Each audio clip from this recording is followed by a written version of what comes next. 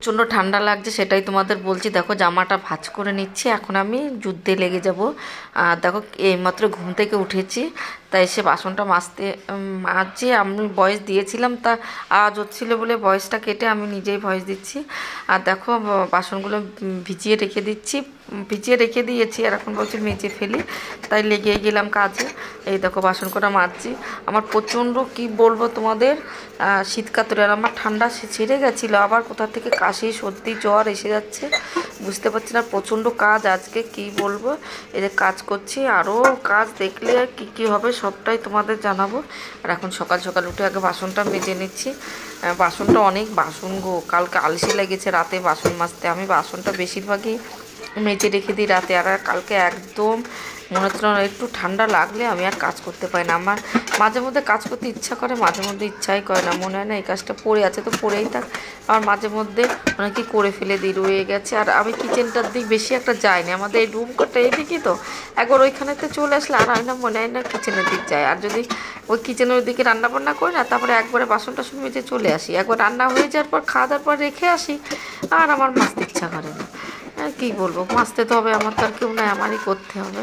রুটি করেছিলাম রাতে, ভাত করেছিলাম, তরকারি করেছি, চিকেন করেছি, অনেক কিছু করা হয়ে গেছিলো, যার জন্য অনেকটা বাসন হয়ে গেছে। তাই একটু করে বাসনটা মেজে নিচ্ছি, আর হলো ধুয়ে নিচ্ছি। কেন বলো তো, একবার অনেক বাসন হলে মাজতে ধুতে অসুবিধা, অল্প অল্প করে নিচ্ছি, বেশ ভালো।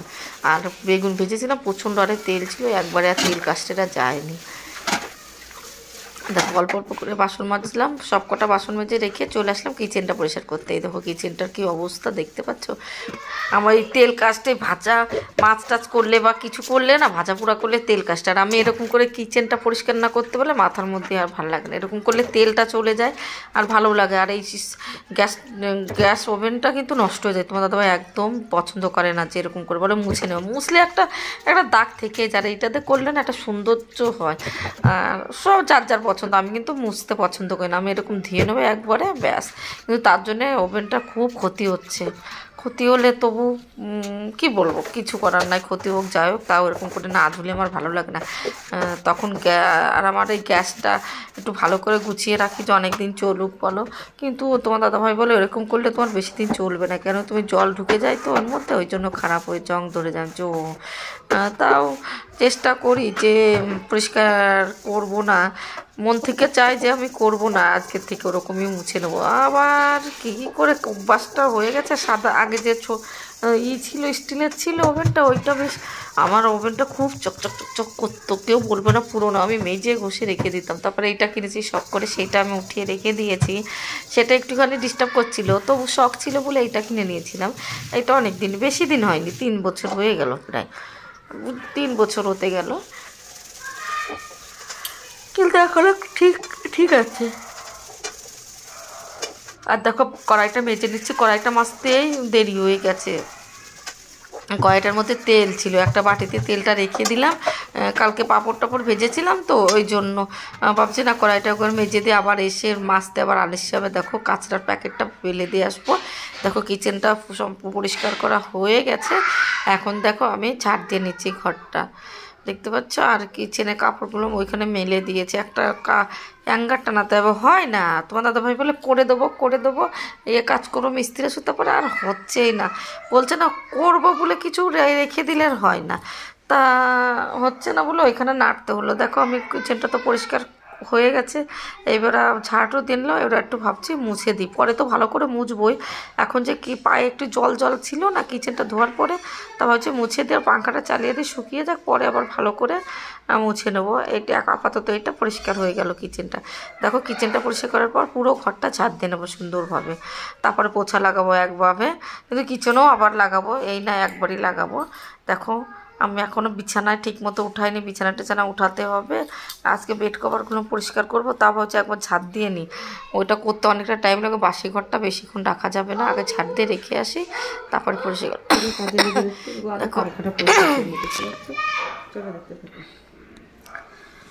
দেখো পাঙ্খাটা পরিষ্কার করতে চলে এসেছি, বললাম না পরিষ্কার করে, পাঙ্খাটা একবার এসে পরিষ্কার করেছে, আবার কি এত সাদা জিনিস তো কেমন ওটা দাগ হয়ে গেছে। আমি তোমার দাদাভাইকে বলেছি, তোমাদের দাদাভাইকে বলেছি যে তুমি একদিন ধরবে, আমি সাবান দিয়ে ডলে নেবো। না দেখো পাঙ্খার উপরে মানে পাখার কি বলবো, বলতেই পারছি না তোমাদের, কালো কালো হয়ে গেছে। দেখেছো কৃষ্ণগর আগমনী বস্তালার থেকে বিছানা চাদরটা এনেছি 3 বছর হতে গেল, একদিনও পাতা হয়নি। আজকে পাতবো। আরও আমি বাড়িতে গেছিলাম এই বছর, আরও 3টে নিয়ে এসেছি, 3টে না 4টে নিয়ে এসেছি। এখন এইটা পাতবো। আমার ছেলের বার্থডে ওই জন্য। আর কি বলতো সবাই বলছে যে তাই বিছানা চাদরটা সতীরটা তো খারাপ হয়ে ওই জন্য এটা পেতে নিচ্ছি। দেখো কি রে কই আমার না মনে বাবারটা আমারও মনে, আমি জানি না না সত্যি তাই না, কসম সে ভাই কিসকি কসম খানি বতা কালকে পাচ্ছিলাম না। এই তো বিছানার চাদরটা আনবক্সিং করি, কোথাতে খুলতে হবে। এই যে আমি বুঝে গেছে নাকি তাও বুঝতে পারছি না। দেখো বিছানার চাদরটা বলছি করো, বিছানার চাদর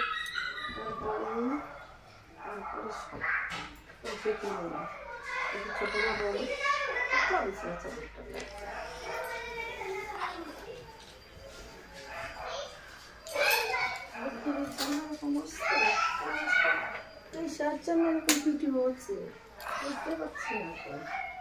দেখো এবার চলে এসেছি।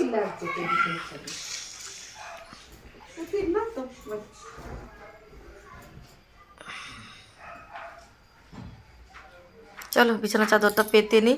আমার মনে হচ্ছিল সিল্ক টাইপের, কিন্তু না সুতিরটা বেশি একটু মার দেওয়া আছে তো ওই জন্য। আর অনেকটা দিন অনেক বছর হয়ে গেছে, এখন যদি আজকে যদি না পাতি না, তোমার দাদাভাই বলেছিল আজকে বিছানা চাদর তুমি পাল্টাবে না, লোকজন আসবে নষ্ট হবে, তাই কোনো দিন লোকজন এসে তো ভালোটাই দেখবে না, খারাপটা কখনোই রাখতে নাই। আমার দিদিভাইও একটা দিদিভাই আছে, ওর ইচ্ছা লোকজন আসবে খারাপটাই থাকবে, লোকজন চলে গেলে ভালোটা, তাই কোনো দিন লোকজন এসে তো বাড়িঘর তো দেখবে যে পরিষ্কার না অপরিষ্কার, সেটা যে বলবে না বউটা কি অপরিষ্কার নোংরা বিছানা চাদর রেখে দিয়েছে, ঠিক না বলো? আমার কিন্তু অন্য চিন্তাভাবনা, একজন এক একটা চিন্তাভাবনা থাকে, কিন্তু সুন্দরভাবে পেতে নিচ্ছে হয়ে গেছে, খাটটা পুরো কমপ্লিট হয়ে গেছে। এরকম রাখলে ভালো লাগবে দেখতে, কিন্তু জানোই তো আমার ছেলে রাখবে না, এরকম পুরো নষ্ট করে দেবে বিছানা চাদর। এখনই আমি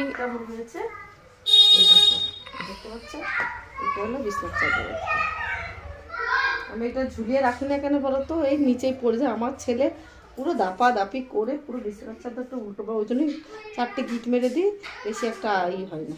কেমন হয়েছে অবশ্যই কমেন্ট করে জানাবে। দেখো বিছানার চাদরটা সুন্দরভাবে পেতে নিয়েছি, এইবার চলে আসলাম ঘরটা আবার ছাদ দিয়ে, একবার ছাদ দিয়েছে আর একবার বললাম না একবারে, তখন তো বাসি ঘরটা একটু ছাদ দিলাম সাধারণভাবে, এখন গুছিয়ে নিয়ে আমি ঘরটা ছাদ দিয়ে নিচ্ছি। যে সবটা দেখো এই বিছানার চাদরটাও পাল্টে নিয়েছি, দেখতে পাচ্ছ সাইডটা দেখানি, তোমরা তো দেখোই, সাইডটাও পাল্টে নিয়েছি। ঘরটা দুটো বিছানার চাদর পাল্টাবো, এই ঘরটাও গুছাবো, আর একটা আমাদের তো দুটো রুমের বিছানার চাদর পাল্টিয়ে দেবো। দেখ দুটোই যদি আমি সম্পূর্ণ দেখাতে না পারি একটু করে দেখাবো, দেখবে। এই দেখো দেখতে পাচ্ছ ছাদ দিয়ে নিচ্ছি, আর ওই বিছানা চাদর পাল্টাবো, ওই ঘরটা ভাবছি যে অবস্থা কি এই ঘরটা তোমরা একটু দেখে নাও। জামা কাপড় কোথায় রাখবো, জায়গা পাচ্ছে না, আলমারি পুরো ভরে গেছে, ডয়ার ভরে গেছে। তো দাদাভাইকে বলছে একটা হটডগ কেন, বলে হ্যাঁ কিনবো। আর একটু পরিস্থিতির আমাদের এখন একটু খারাপ চলছে, বুঝতেই পারছো, বাড়িতে গেছিলাম, তারপরে একটু মানে দোকানদারি একটু প্রচণ্ড খারাপ চলছে, ওই জন্য বলছে একটু আমাকে ব্যবসাটা একটু ভালো হোক, তারপরে তোমাকে সব কিছু করে দিচ্ছিলাম। যে ঠিক আছে, আমি চাপ দিচ্ছি না, কেন দেবো বলো, আমাদের এটা না হলে কি আমরা বাঁচবো না? তাড়াতাড়ি দেখো বার্থডের ইটি হাঁড়ি কড়াই সব বেরো করা হয়েছে, বড়োটা বেরো করে নিই, মাঝারিটা বেরো করে রেখে দিয়েছি। এখন ভাবছি এই সেই কবে থেকে বাইরে আছে, ছেলের বার্থডে আসবে বলে আর ভেতরে রাখা হয়নি, এইবার রেখে দেবো, গুছিয়েও হয়ে গেলে তো নিচে নামিয়ে দিচ্ছে। আর যে তোমার দাদাভার ইয়ের ব্যাগটা, জিমের ব্যাগটা রেখে দিলাম, এটা থেকে বিছানা চাদরটা পাল্টিয়ে দেবো বললাম না। আর এই যে আমরা ইস্ত্রি করি এই কম্বলটা আর এই কাঁথাটা রেখে দিয়েছি, ভাবছি যে ও ইস্ত্রি করবো, ইস্ত্রি করাই হচ্ছে না, সত্যি টাইম পাচ্ছি কিন্তু শরীরটা একদম ভালো না, আমার শরীর খুব খারাপ। বলছি এমনি চোখ দিয়ে জল বেরোচ্ছে, দুটো চোখ দিয়ে এমনি চোখ দিয়ে জল বেরোচ্ছে, এরকম শুয়ে থাকতে জানি না কেন। আর অনেক চিন্তা ভাবনায় আমি শেষ হয়ে যাচ্ছি। মাছটা না কালকে নিয়ে এসছে, আমাদের এখানে তো মাছ দিনের বেলা পাওয়া যায় না, ওই জন্য রাতে এনে রেখেছে। এরকম মাছ কটা করে রেখে দিই আর কিচেনটা পরিষ্কার করে ভাত চাপিয়ে দেবো। অর্ধেক করা হয়ে গেছে কিচেন পরিষ্কার, এখন যদি মাছটা বের না করি না রান্না করতে পারবো না গো, ওই জন্য মাছটা বের করে রেখে দিচ্ছি। তোমার দাদাভাই গেছে কেকের অর্ডার দিতে, কি অর্ডার দিতে গেছে, সব কিছু অর্ডার করতে গেছে। আজ আমি কটা উঠেছিলাম 11টা, ঘুম ভেঙে গেছে, উঠতে ইচ্ছা করছে না, মাথা প্রচন্ড ব্যথা। শুধু কিচেনটা পরিষ্কার করতে এসে ভাতটা চাপাবো, আমাদের রাতের তরকারি সব আছে, কালকে 2 রকম মাছের ঝোল করেছিলাম, আবার চিকেনও তার সাথে করেছি, সব হয়ে গেছে। ভাবছি এখন আর বেশি কিছু করবো, রাতে আবার খাবার দাবার আছে।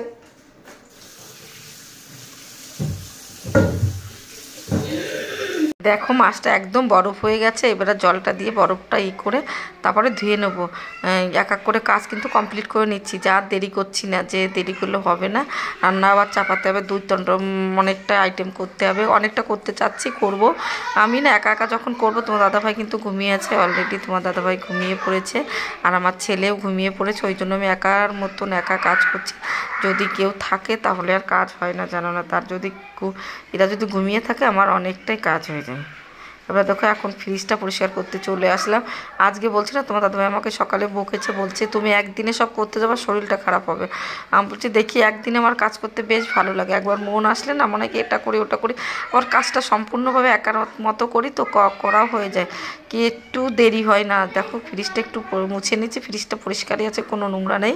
আমার ফ্রিজটা বেশি কিছু একটা রাখলেও মুছে নিই যে চলো। আর এইখানে দেখো সব কিছু আছে, ভিনিগারটা সব রেখে দিচ্ছি সাইডে, টেবু আছে।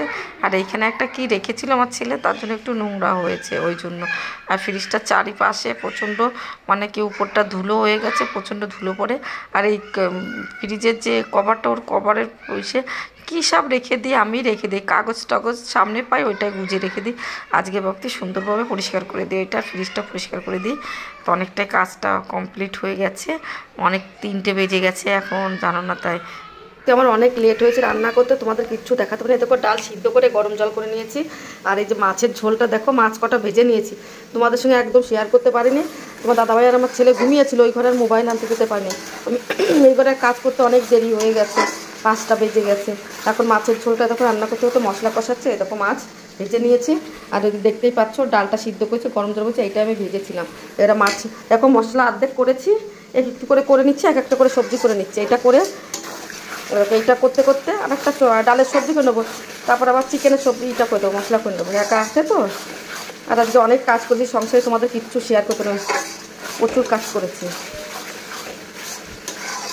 মশলাটা ভালো করে কষিয়ে নিচ্ছে, মাছ কটা দিয়ে দেবো, মাছের ঝোলটা হয়ে গেলে ডালটা হয়ে গেলে চাটনি করব, পাঁপড় করব, পায়েস করা হয়ে গেছে, আর চিকেন করবো, ব্যাস। ঠান্ডা কোথায় এত লাগছে বাড়িতে?